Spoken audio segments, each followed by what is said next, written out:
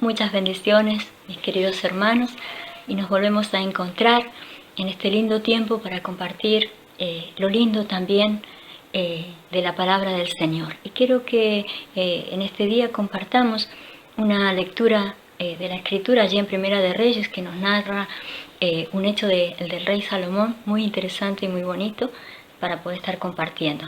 Y dice así, Primera de Reyes capítulo 6, vamos a leer el primer versículo, luego saltamos al 7 y concluimos con el 14. Dice, en el año 480, después que los hijos de Israel salieron de Egipto, el cuarto año del principio del reino de Salomón, sobre Israel en el mes Sif, en el mes segundo, comenzó él a edificar la casa a Jehová. Pasamos al 7 y dice, cuando se edificó la casa, la fabricaron de piedras que traían ya acabada, de tal manera que cuando la edificaban, ni martillo ni hacha se oyeron en la casa, ni ningún otro instrumento de hierro. La puerta del aposento del medio estaba al lado derecho de la casa, y se subía por una escalera de caracol al de en medio, y del aposento en medio al tercero. Labró pues la casa y la terminó y la cubrió con artesonados de cedro. Edificó asimismo el aposento alrededor de toda la casa, de altura de 5 codos, el cual se apoyaba en la casa con maderas de cedro.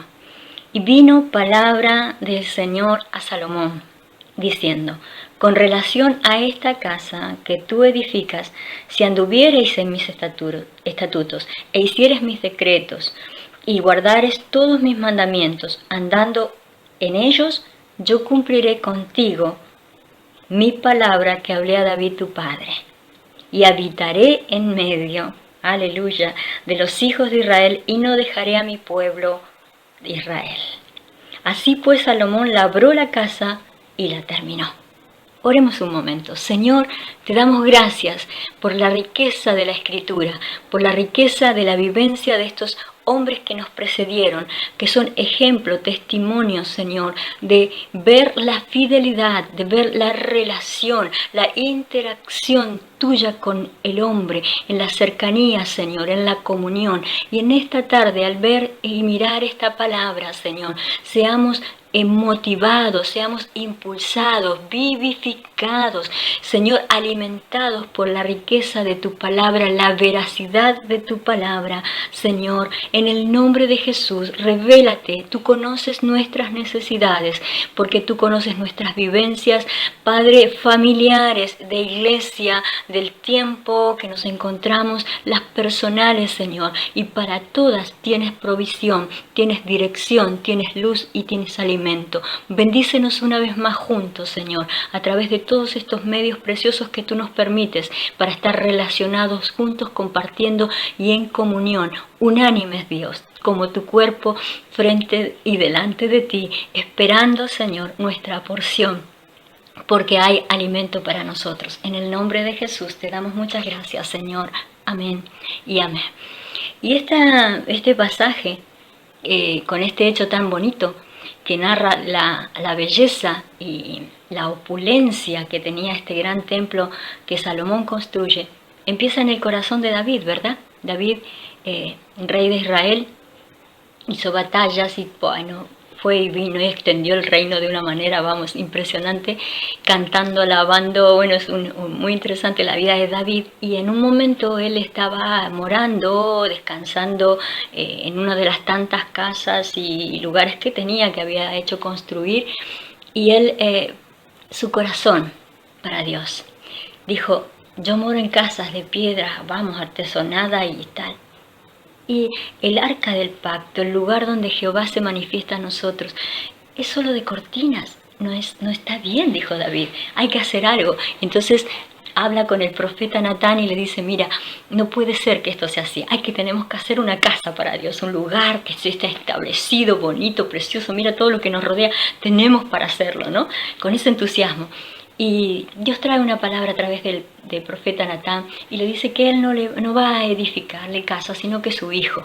Y esto, mira, pasado el tiempo, David termina su tiempo de reinado y tal, y este hijo que le iba a suceder, sobre el cual Dios suelta muchas bendiciones y esperanza de que en sus generaciones y todo iba a ser levantado siempre como un remanente de temerosos de Dios, y los iba a enriquecer también con herencia en cuanto a descendencia, ¿no? Entonces es Salomón el elegido por Dios para construir. Y Salomón llegó como metido en sus entrañas, y cuando él toma el reino, es una de las primeras cosas con la que empieza a trabajar, que es invertir en la edificación del templo, ¿no? Entonces aquí en este capítulo que leíamos se narra cómo comenzó la construcción y todos los lindos detalles que Salomón tuvo en cuenta para construir y tener detalles dentro, ¿no? Y lo hizo en una explanada, y no fue, fijaros esto tan bonito, ¿no? Como venimos compartiendo, todo tan relacionado con el altar. No lo construyó en cualquier sitio. Lo construyó donde en un momento, cuando David regresa de pelear con los filisteos, en la era de Arauna, él compra ese lugar y él prepara allí un altar y hace un holocausto al Dios de la esperanza, al Dios que lo había acompañado hasta ese lugar, y santifica ese lugar, lo cerca y lo levanta ese altar. Y es allí, en lugar del altar, en donde hubo una ofrenda, hubo perfume, hubo presencia de Dios, hubo interacción entre Dios y el rey David y el pueblo que se acercó y ofreció generosamente. Y David dijo que él no, allí expresa esta linda palabra que a veces cantamos también, dice: no ofreceré a Dios sacrificio que no me cueste nada, sino que lo compró, lo pagó y trajo, y bueno, sacrificaron y fue un día de fiesta. Y es en este lugar donde Salomón comienza a edificar justamente el templo. Un punto de inicio para una construcción de residencia permanente de Dios tiene que ver con un altar, con un lugar donde fue ofrecido, donde hubo acercamiento. Y esto se narra en toda la Biblia, ¿no? En muchas narraciones bíblicas, el hecho de que Dios se acerca, nos acercamos, interactuamos, tenemos comunión, hay propósito, hay revelación, hay alianza, hay palabra, y eso se hace justamente donde hay altar, donde hay un sitio para que Dios resida, se manifieste, ¿no?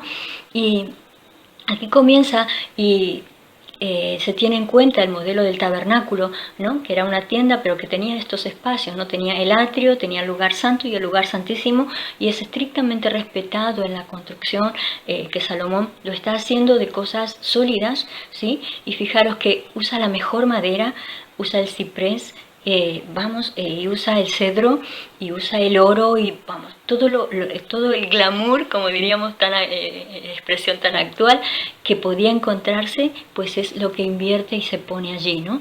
Y hace un patio, un vestíbulo muy grande, espacioso, que eso sería como al principio, les decía, en el tabernáculo, el atrio, ¿no? Y en ese atrio se levanta un altar de bronce, ¿sí?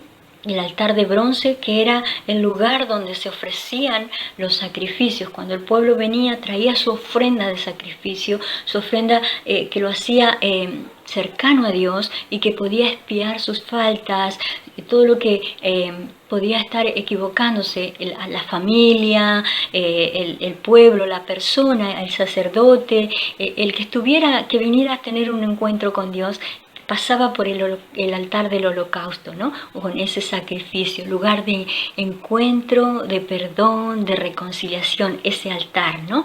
Y luego también Salomón puso allí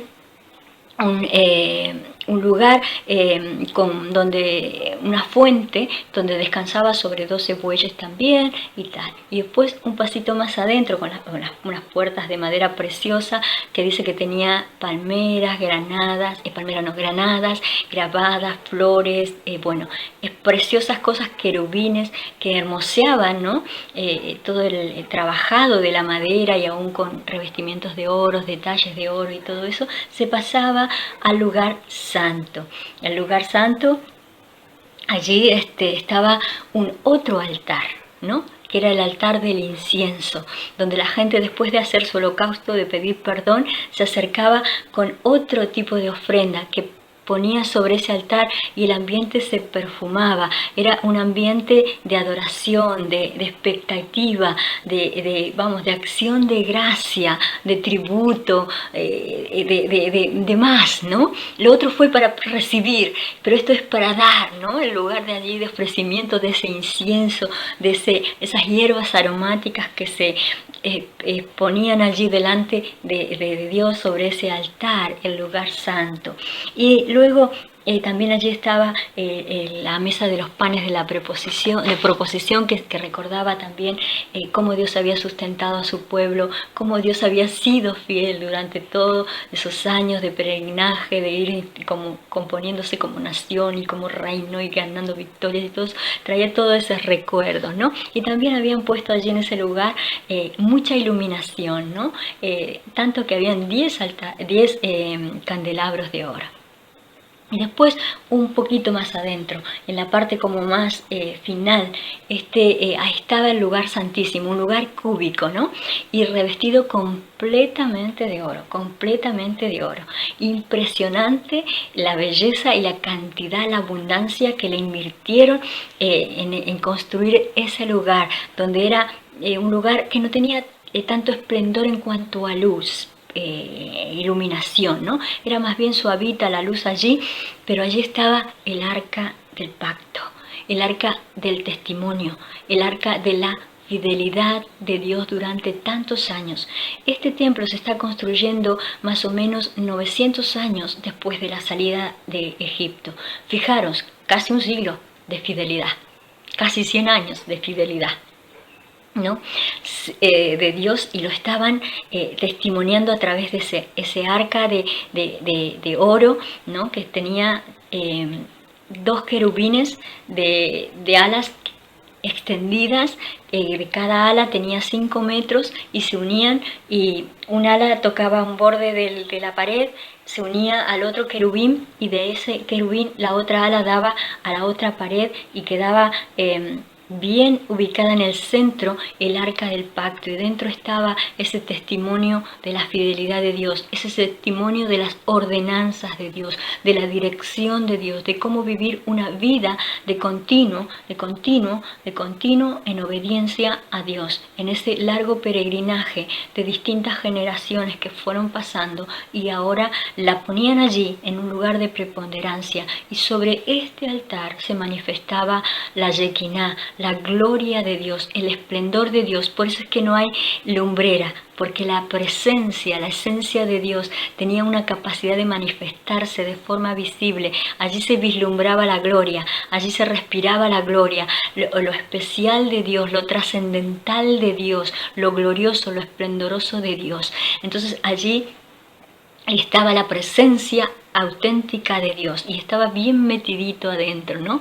Entonces habían pasos que dar, y nosotros podemos encontrar también en la Escritura, volviendo al Nuevo Testamento y a la enseñanza de Pablo y los consejos de Pablo, y encontramos justamente en 1 Corintios 6, 11 o 6, 9 por ahí, esta expresión. Y les está hablando a los corintios, ¿no? Porque Pablo es apasionado y quería que los corintios agarren vuelo, que sean apasionados por Dios como Él, que cambien, que sean transformados, que ya no vivan como antes. Y le dicen, no sabéis, qué privilegio, ¿por qué ignoráis algo tan bonito que sois templo del Espíritu de Dios? Tenerlo en cuenta. Dios os ha escogido para residir, lugar de permanencia.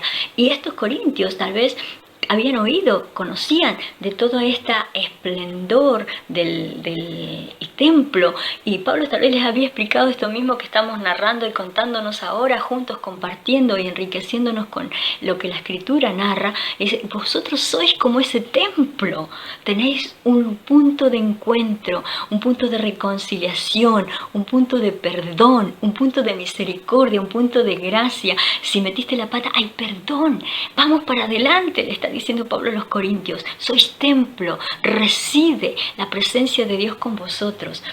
Si tenéis hoy un motivo, le dice Pablo, para dar gracias, el lugar santo, el ofrecerle a Dios adoración, exaltación, en medio de tus circunstancias, de tus problemas.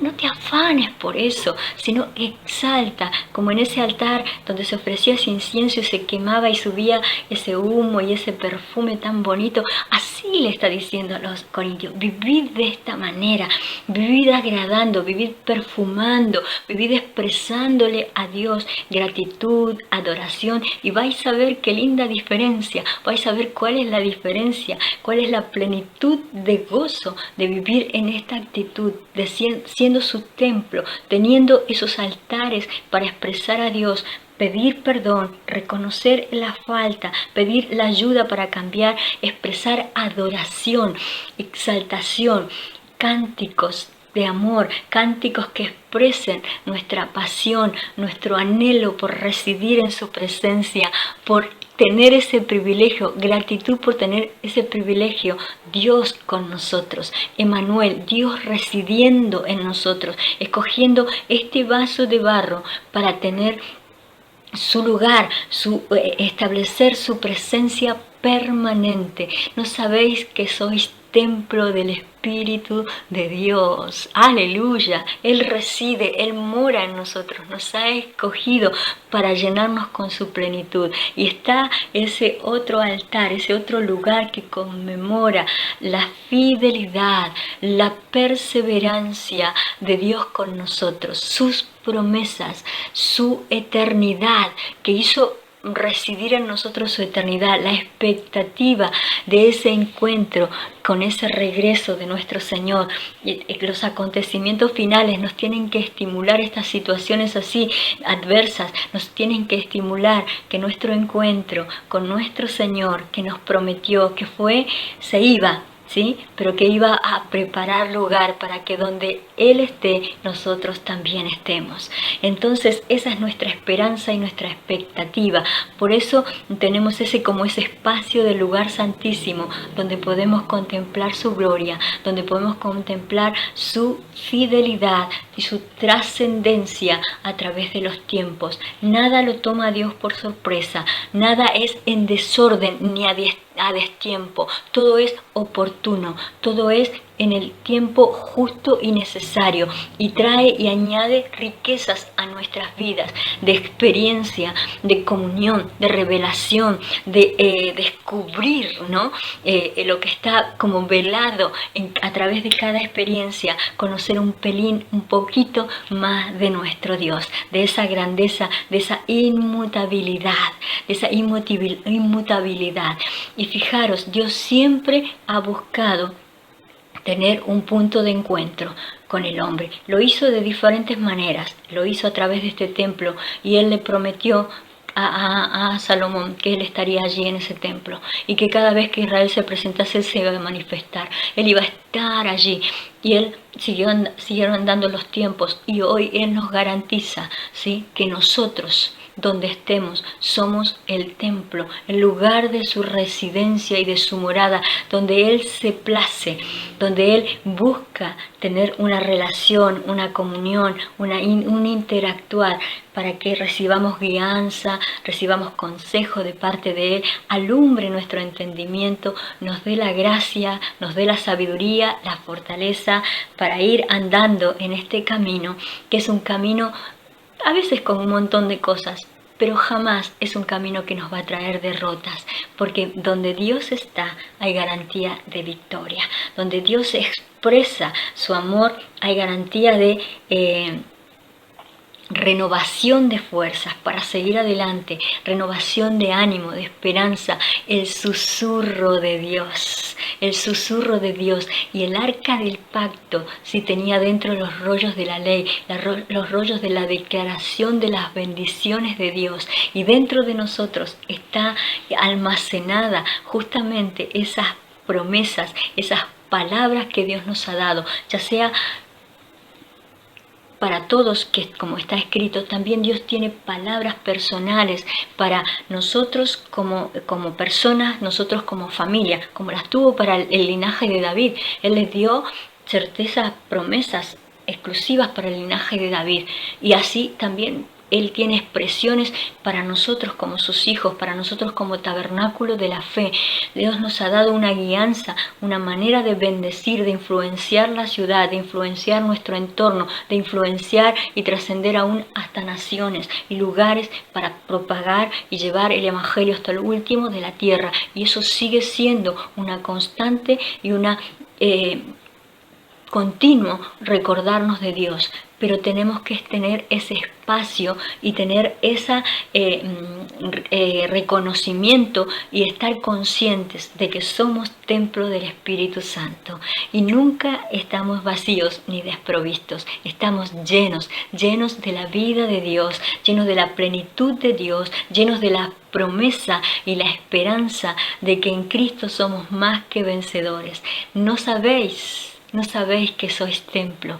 ¿No sabéis que sois un precioso espacio lleno de la plenitud del Dios que todo lo puede, del Dios que no cambia, del Dios en quien no hay sombra ni mudanza? No hay mudanza, lo que su boca habló se cumplirá y veremos hermosos tiempos aún de ver la mano de Dios sobre todo lo que estamos añorando, esperando, crecer, desarrollarnos, ir adelante y pasar todos los tiempos, ¿no? Y como expresa también Pablo en la carta de los Efesios, cuando está hablando un poquito ahí de la armadura y de la tenacidad y la perseverancia como soldado, dice que habiendo acabado todo, no estad como diciendo, oh, llegué, sino que estad firmes, ¿no? Y esa firmeza y esa entereza y esa plenitud de vida que podemos tener en nosotros tiene que ver con su presencia.